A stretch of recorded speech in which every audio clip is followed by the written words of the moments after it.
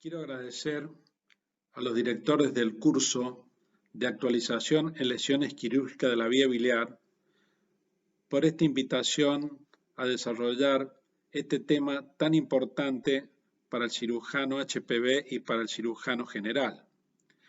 A mí me toca desarrollar la clasificación de las lesiones quirúrgicas de la vía biliar y cuándo definimos una lesión compleja. Quisiera destacar estos tres tópicos que son, primero, que en 1882 Langenbusch realiza la primera colecistectomía, o sea que este tema tiene una antigüedad aproximadamente de 130 años. Pero 9 años después, Sprengel describe la primera lesión quirúrgica de la vía biliar y que en 1985 Mujer realiza la primera colecistectomía laparoscópica donde esta complicación de lesiones quirúrgicas aumenta en forma importante su incidencia. Vamos a definir qué es una lesión quirúrgica de la vía biliar. Y es la obstrucción, ya sea por ligadura, clipado o estenosis cicatrizal, o la sección parcial o total de la vía biliar principal o de conductos aberrantes que drenan un sector o segmento hepático. Los dos principales errores involucrados en la génesis de una lesión quirúrgica son la interpretación errónea de la anatomía regional, donde las variantes anatómicas juegan un rol importante, como lo muestran estas imágenes inferiores, donde vemos a la izquierda que si no realizamos la visión crítica de Strasberg, vemos un elemento que lo podemos interpretar como la arteria cística y otro como el cístico. Sin embargo, vemos a la derecha que es el hepático común y lo que nosotros interpretamos que era el cístico es el colédoco, donde podemos realizar el clip y desencadenar una lesión quirúrgica de la vía biliar. En segundo, están los errores en la técnica quirúrgica, en la cual enseguida nos referiremos. Es importante destacar la anatomía normal del pedículo hepático, y ustedes ven acá en la imagen de la derecha que la parte posterior del pedículo hepático transcurre la vena porta, por delante y a la izquierda la arteria hepática y hacia la derecha el conducto hepatocolédoco. Y vemos acá que la arteria hepática derecha por lo general pasa por detrás de la vía biliar y da la arteria cística. Esta es una disposición que uno lo encuentra aproximadamente en un 60-62% de los casos. Existen variantes donde son considerados como factores de riesgo. Y acá vemos la configuración de las vías biliares. Vemos que el hepático derecho y el hepático izquierdo se unen y conforman el hepático común, alrededor de un 72%, pero en un 22%, tanto los conductos sectoriales anteriores o posteriores derecho pueden desembocar en forma separada en la vía biliar o a diferentes alturas. Y como vemos en la imagen acá inferior, hay veces que los conductos sectoriales derechos, por lo general anterior, pueden desembocar en la vía biliar izquierda, lo cual se da en una incidencia alrededor del 6%. También tenemos variantes anatómicas de la vía biliar y como vemos acá, del conducto cístico. Fíjense en esta disposición donde el cístico transcurre en forma paralela a la vía biliar principal, lo que conocemos habitualmente como cístico en caño de escopeta. Pero vemos también que puede haber procesos inflamatorios donde nosotros no podemos interpretar esta disposición.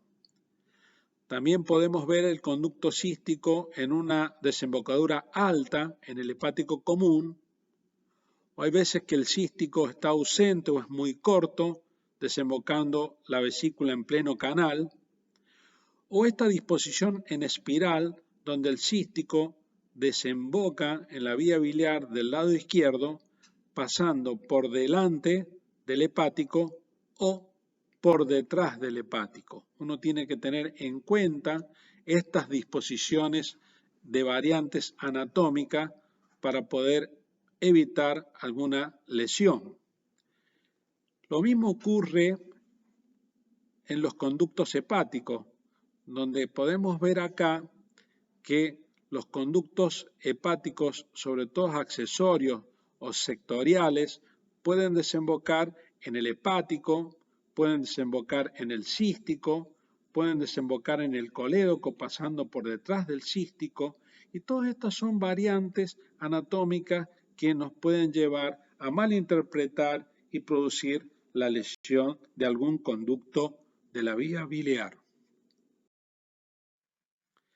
Este es un esquema que es bastante interesante porque uno puede observar cómo los conductos sectoriales derechos, sobre todo el posterior, pueden desembocar en la vesícula, pueden desembocar en el cístico, en la confluencia del cístico con el hepático o en el hepático a diferentes alturas, como lo vemos acá en esta colangiografía donde realizamos el estudio contrastado por el cístico y vemos que los conductos sectoriales posteriores desembocan en ellos. Si nosotros hubiéramos realizado la disección casi hasta la desembocadura de este conducto, hubiéramos lesionado los conductos sectoriales, lo cual es una lesión que no es muy simple de corregir, debido al diámetro que tienen estos conductos sectoriales, el cual son bastante finos.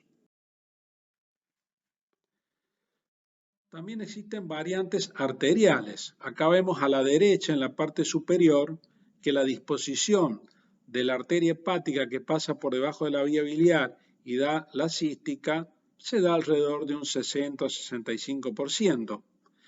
Pero existen variantes, como vemos en esta imagen acá inferior. Este es una disección en cirugía de banco del pedículo hepático que se realiza antes de implantar el hígado en un trasplante hepático. Es que la arteria hepática derecha puede venir de la arteria mesentérica superior en una incidencia de un 16 a un 17%. La otra variante es que la hepática izquierda pueda venir de la coronaria estomáquica, donde se da aproximadamente en un 12%, y en una incidencia menor, la arteria hepática común puede venir de la mesentérica superior. Entonces, realmente estas variaciones uno las debe conocer para no cometer las lesiones no solamente de la vía biliar, sino vascular. Existen variantes de la vena porta. Fíjense que lo más frecuente es la disposición de la vena rama de la vena porta derecha y la izquierda se unen y bueno, forman el tronco común de la vena porta. Pero también en un porcentaje no menor podemos encontrar una vena porta media, esta es la variante más frecuente, o podemos ver que el nacimiento de las ramas de la vena porta del lóbulo derecho pueden surgir en forma separada. Todas estas son anomalías que nosotros las tenemos que tener en cuenta porque pueden cometerse errores en la disección del pedículo hepático. Con respecto a la técnica quirúrgica, la cual debe ser adecuada, es importante recordar los conceptos vertidos por Hunter, donde el primero es una extensión o apertura importante del triángulo de Calot, y esto se logra llevando la pinza que tiene el fondo de la vesícula hacia el hombro derecho del enfermo y la pinza que tensa el bacinete hacia la espina ilíaca anterosuperior derecha del paciente. De esta forma podemos tener una adecuada exposición del triángulo de calor. El segundo concepto es comenzar la disección a nivel de la unión cístico-fundibular. ¿Por qué? Porque no tenemos que tratar de acercarnos al enemigo que es la vía biliar. Y el tercer concepto es no colocar clips sin tener claro la anatomía y no hacer procedimientos de coagulación a ciega cuando no tenemos una visión adecuada en la cirugía.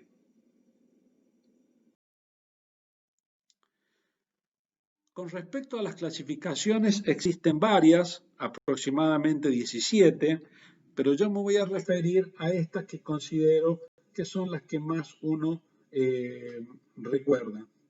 La primera es la clasificación de Bismuth, por todos ustedes conocida, desde 1982. Luego la de Strasberg en 1995, la de Stewart Wild en el 2004, la de Hanover en el 2007. Estas dos, por lo general, son las que mayor se consideran en las lesiones de la vía biliar. La clasificación de Bismuth consta de 5 tipos. El tipo 1 es donde la lesión o la estrechez de la vía biliar es a 2 centímetros de la confluencia. El tipo 2, cuando es a menos de 2 centímetros de la confluencia. El tipo 3 es a nivel de la confluencia, pero esta está respetada. El tipo 4, cuando la confluencia no está respetada y vemos separación tanto de los conductos biliares derecho como del izquierdo. Y el tipo 5 es la asociación de la lesión de la vía biliar principal más la del conducto sectorial posterolateral derecho del hígado. Pero fíjense ustedes acá en el esquema que mientras más nos acercamos a la confluencia, mayores posibilidades de asociación de una lesión vascular existe.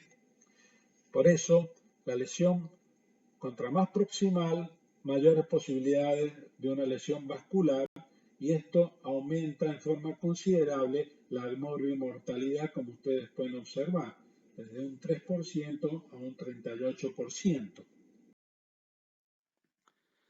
La clasificación de Strasberg consta de el tipo A, donde acá vemos la fuga del cístico o una fuga de un conductillo del lecho vesicular. El tipo B, donde hay una ligadura de un conducto sectorial. El tipo C, hay una lesión, una transección de algún conducto aberrante. Y el tipo D, ya hay una lesión lateral de la vía biliar principal. Y después sigue el tipo E, que coincide con la clasificación de Bismuth, donde la lesión de a más de 2 centímetros de la confluencia es E1, a menos de 2 centímetros E2, a nivel de la confluencia, pero está respetada, E3, cuando la confluencia no está respetada y hay separación de los conductos biliares, tanto izquierdo como derecho, E4, y la E5 es cuando se asocia la lesión del conducto hepático junto con algún conducto de los sectores laterales, por lo general posterior del lóbulo derecho del hígado. Pero el mensaje es el mismo. Mientras más alta la lesión biliar es, mayor posibilidades de una lesión vascular. La clasificación de Stewart Wild del 2004 está basado en 4 mecanismos. El tipo 1 es la incisión o una transección incompleta del colédoco, como vemos acá. El tipo 2 es un daño lateral al conducto hepático común, ya sea por cauterio o por clips. El tipo 3 hay una transección completa con falta de sustancia de la vía biliar. Y el tipo 4, el daño existe tanto de la vía biliar derecha como vascular derecha, o sea que la lesión está dirigida al pedículo hepático derecho. Mientras más alta la lesión biliar, mayor posibilidades de lesión vascular existen, como lo podemos observar aquí.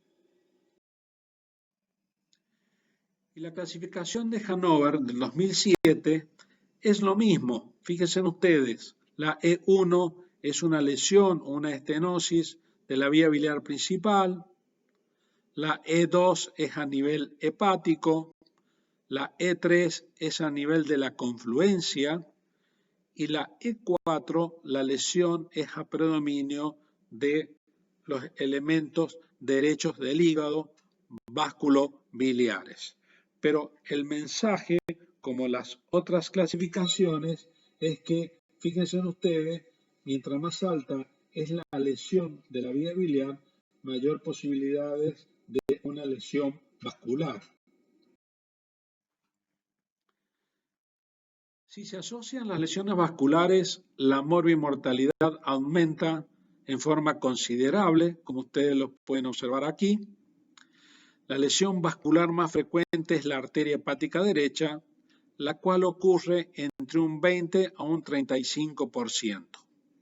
Una la puede sospechar cuando la lesión biliar es alta o ante cambios del color del lóbulo derecho.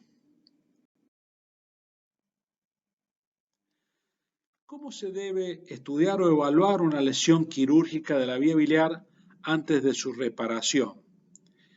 Y bueno, tenemos la imagen ecográfica donde nos sirve si es un proceso biliar, una lesión biliar de ligadura o estenosis. Podemos ver dilatación por encima de la lesión o podemos encontrar colecciones. Pero lo importante es una colangiografía por resonancia magnética, ya que nos muestra muy bien la vía biliar. Es un procedimiento no invasivo y podemos ver tanto la altura como su extensión.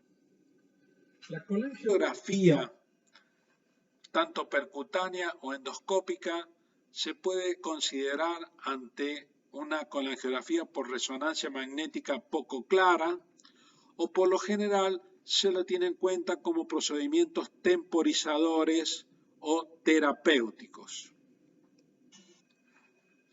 Si vamos a evaluar lesión vascular, tenemos que considerar un Doppler de los vasos hepatoportales, pero hago bastante hincapié en una tomografía con angiotomografía con reconstrucción vascular. Esto es un procedimiento realmente importante. Y si no está clara por la angiotomografía, considerar la angiografía endovascular. La biopsia hepática tiene lugar sobre todo en lesiones con procesos crónicos, donde el enfermo tiene una historia de procedimientos mínimamente invasivos, tiene una historia de clínica de colangitis o de abscesos a repetición, donde uno puede considerar de que este tejido hepático ha estado sufriendo y queremos evaluar qué grado de fibrosis tiene o de cirrosis. Esto queda a consideración sobre todo en las reconstrucciones en pacientes que llevan un tiempo de haberse cometido su lesión. Como podemos ver este caso, por ejemplo, de esta mujer de 27 años de edad que tuvo una lesión, acá puse las diferentes clasificaciones, según Bismuth es una lesión tipo 5, Strasberg E5, Stewart-White tipo 4 y Hannover tipo 4. Y acá vemos con los estudios contrastados cómo vemos la lesión del conducto hepático, tanto izquierdo como derecho, acá lo podemos ver, y otro estudio contrastado donde vemos la lesión del conducto sectorial posterolateral derecho. Pero acá vemos que está asociado a una lesión de la arteria hepática derecha, la cual acá no la podemos observar, y se irriga el lóbulo derecho a través de este plexo iliar de comunicación que existe entre el árbol vascular izquierdo y derecho. Acá lo podemos ver a la falta de la arteria hepática derecha. Esta es una lesión grave, una lesión compleja. Acá vemos en la reconstrucción, la cual la realizamos después de unos 3 meses de haberse cometido la lesión, y vemos que se le montó una biyeyunoanastomosis, donde acá vemos la vía biliar principal, que es esta, tanto derecha e izquierda, y este orificio que corresponde al conducto sectorial posterolateral derecho. Esta paciente ya lleva unos 8 o 9 años y la verdad que está asintomática con una fosfatasa alcalínica normal. ¿Cómo definimos una lesión compleja? ¿Y qué significa complejo? Y es difícil de comprender o resolver porque está compuesto de muchos aspectos, como vemos acá en las imágenes, con colecciones peritoneales, con bilioma, a veces abscesos, con drenajes previos, tanto percutáneos como quirúrgicos, o sea que es una situación complicada de factores múltiples y por lo general de resolución difícil.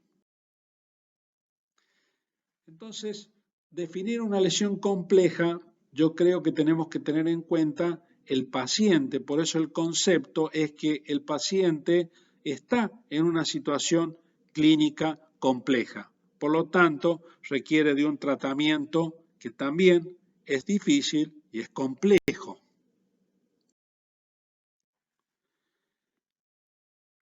En general, ninguna de estas clasificaciones es aceptada como un estándar universal, lo que reduce su utilidad clínica.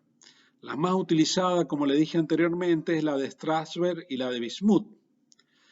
Las clasificaciones estas se basan fundamentalmente en un nivel anatómico y un mecanismo de acción, pero ninguna valora otros factores que yo creo que deben ser considerados, como es el estado hemodinámico del paciente, su nutrición, las comorbilidades asociadas, sepsis y las condiciones locales del abdomen y del peritoneo. Por eso, la lesión compleja es igual a tener un paciente complejo.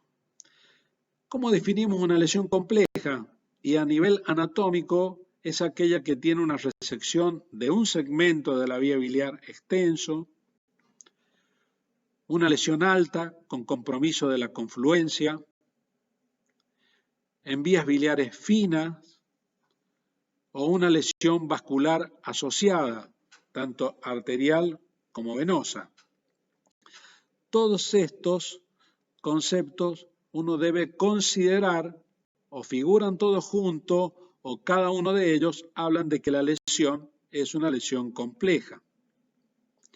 Otro dato importante a tener en cuenta es el momento del diagnóstico, sobre todo si fue una lesión que inadvertida en la cirugía y su diagnóstico se realiza en el postoperatorio debido a una mala evolución del enfermo. Y por último, el mecanismo de lesión, donde la lesión térmica es el principal mecanismo que se realiza en la cirugía laparoscópica. Entonces, estos tópicos realmente suman sobre el nivel anatómico, llevando a que es una lesión compleja. ¿Y por qué un paciente complejo? Y porque tenemos que tener en cuenta el grado de desnutrición, sobre todo con valores de albúmina o de prealbúmina. Hay enfermos que vienen muy deteriorados. El estado hemodinámico del paciente, sobre todo si tiene un síndrome de respuesta inflamatoria importante, donde por lo general es de manejo de cuidados críticos. No menos importantes son las comorbilidades asociadas, además de la edad, si es diabético, si es obeso, si puede tener algún proceso crónico respiratorio como un EPOC o cardiopatía o alguna disfunción renal. O sea, es importante las comorbilidades que puede tener el paciente.